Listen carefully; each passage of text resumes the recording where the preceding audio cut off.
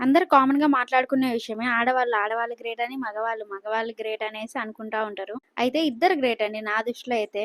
ఆడవాళ్ళేంటంటే పొద్దున్నే లెగవాలి, పని జేసుకోవాలి, పిల్లల్ని రెడీ జేయాలి, బాక్సులు కట్టాలి, స్కూలుకి పంపాలి, ఇచ్చిన డబ్బులతోని ఇంటిని సర్ది పెట్టాలి, అన్నీ చక్కబెట్టుకుంటూ ఉండాలి. పిల్లలు ఆడుకుంటా కింద పడ్డ తల్లులనే అంటారు. పొద్దున్న లేసిన కాడ నుంచి నైట్ పడుకునే వరకు పరిగెత్తుతూనే ఉంటారు.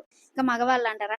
నెలొచ్చేసరికి ఇంటి రెంట్లు, కరెంటు బిల్లులు, ఈఎంఐలు, ఆ ఈఎంఐలు, పిల్లలకి బట్టలు, పుస్తకాలు, స్కూల్ ఫీజులు, ఇంట్లో చిన్న ప్రాబ్లమ్ అయినా హాస్పిటల్‌కి చాలానే డబ్బులయితాయి అసలు. ఇంక పండగలకైతే ఇంక మామూలు ఖర్చుండదు. వీళ్ళకేమో ఖర్చు, ఆడవాళ్ళకేమో పని. ఇంక నెలాఖరికేమో డబ్బులుండకపోతే చాలా ఇబ్బందయిద్ది. భర్త చాలా కష్టపడి వస్తారు కదా బయట.